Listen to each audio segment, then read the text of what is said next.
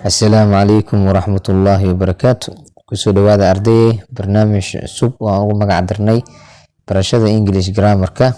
Lesson 1 waxaan ku arki doonaa pronouns magacyeelada hadduu Ilaahay ka raali noqdo.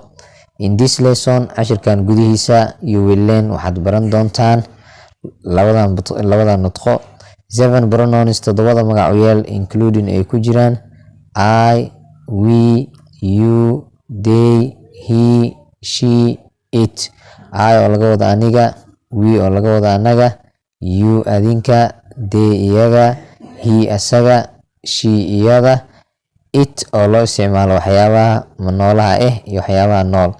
Definitions ay arki doonaa qeexitaano and examples tusaalooyin about oo ku saabsan them iyaga. Cashirkan intuu socdo intaas ayaan arki doonaa.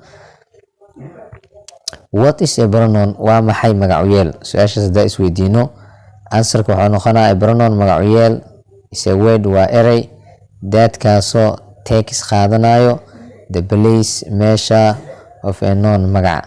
Wax kastoo qaato booska magac waxaa la yiraahdaa a pronoun, sidii kuwii aan soo aragnay I oo kale, he, she, it, they.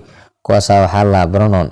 You oo ka mid ah pronounada. You used waxaa loo isticmaalaa when God referring la doorbidayo ama laga hadlayo to a person qof. You adiga are talking to oo aad la hadlaysid, or amasa addressing aad la hadlaysid waa isku mid. Examples tusaalooyin you are my best friend, adiga waxaa tahay saaxiibkayga ugu fiican.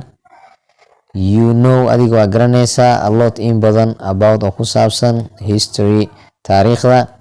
You adiga look like waxaa u eg tahay my sister, walaasheeda ayaa u eg tahay. You are very smart, adiga aad ayay u qurux badan tahay. Do you know ma garanaysaa my brother walaalkeyga. Can you see me ma ii jeedaa.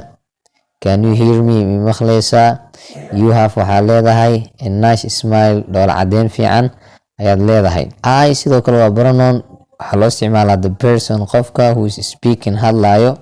Examples tusaalooyin I am happy, aniga waa faraxsanahay. I aniga live waxaan ku noolahay in this house gurigan dhexdiisa. I aniga go to school waxaan aadaa school. I aniga can drive waan kaxeyn karaa a car gaari. I aniga understand waan fahmaa Englishka waan fahmaa. I aniga like waan jeclahay reading akhrinta. I aniga visit waxaa laga yaabaa inaan booqdo my parents waalidiinteeda next month bisha xigta inaan booqdo waa laga yaabaa. Marka saas daraadeed I ayaan ku isticmaalnay jumlooyinkan. She sidoo kale waa pronoun, a female mentioned earlier waxaa loo isticmaalaa a female dhadig mentioned la sheegay earlier xilli hore, sida that woman naagtaas oo kale, that girl gabadhaas oo kale. Examples tusaalooyin Jane gabadh la hayo is really dhab ahaantii smart oo qurux badan tahay. She iyada always had iyo jeer helps me way caawisaa aniga with my homeworkgayga ayay iga caawisaa. She iyada is my sister waa walaasheeda. She iyada goes to school waxay aadaa iskuulka with me aniga ayay la aadaa. She iyada is a doctor waa dhakhtarad. She iyada is studying waxay baranaysaa nurse kalkaalinimo. She iyada is a great teacher waa macallimad fiican. She iyada lives waxay nooshahay alone keligeed in a big house guri weyn ayay ku nooshahay. She iyada will stay with us anaga ayay nala joogi doontaa for a month bil. She iyada might move waxaa laga yaabaa inay u guurto to Japan inay u guurto next year sanadka xigo. She iyada can speak way ku hadli kartaa 4 different languages 4 luqad oo kala duwan. saas daraadeed intaanu jumlada sidoo kale waxaan ku isticmaalnay the pronoun she oo laga wado iyada. They sidoo kale waa pronoun, waxaa loo isticmaalaa people dadka or amasa things shayada mentioned kuwaasoo la sheegay earlier xilli hore la sheegay. Tusaale those people sida dadkaas, those people oo kale sida dadkaas. Examples tusaalooyin they iyaga are unhappy waa kuwa aan faraxsanayn with their jobs shaqooyinkooda aan ku faraxsanayn. They iyaga live in waxay ku dhex nool yihiin that house gurigaas ayay ku dhex nool yihiin. They iyaga go to waxay aadaan go to my school iskuulkayga ayay aadaan.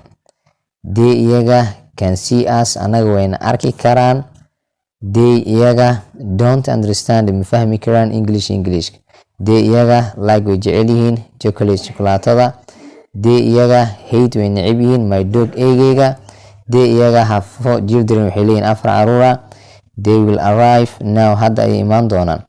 We sidoo kale the people dadka who are speaking hadla ayaa loo isticmaalaa oo laga wada anaga. Example tusaalooyin: we anaga hate waan necebnahay math xisaabta.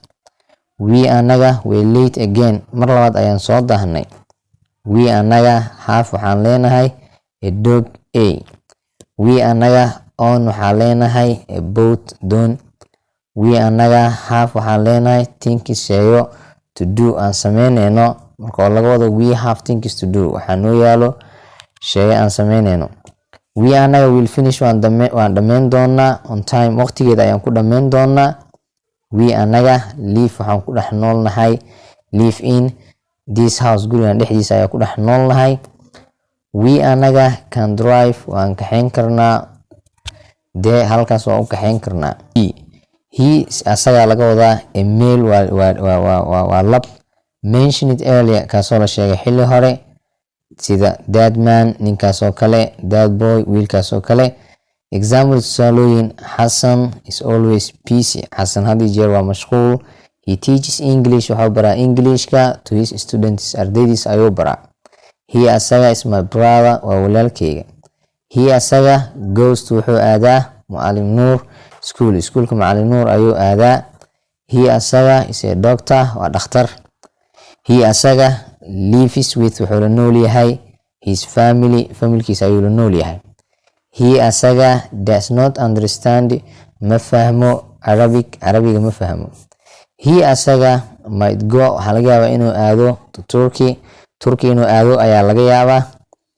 He asaga can speak oo ku hadli karaa English and Arabic language luqadda Ingiriiska iyo Carabiga oo ku hadli karaa. Sidoo kale waa pronoun a thin waxaa loo isticmaalaa a thin shay, a person qof, situation xaalad, or amase condition xaalad that has already been mentioned taasoo horey loo sheegay. Examples tusaalooyin: it's my turn waa toogteyda. It does not belong to you adiga ma lihid. It is very easy aad ayay u fududahay. It took a long time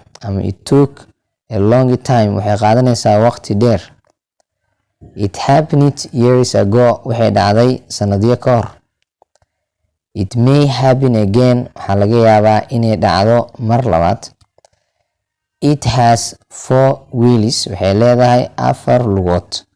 Marka sidaas daraadeed it oo jumlooyinkan ku jirto idil waxaa loo isticmaalaya thin shay ahaan ama person shakhsi ahaan or amase situation xaalad ahaan or amase condition xaalad ah taasoo hore loo sheegay ayaa loo isticmaalay jumladan.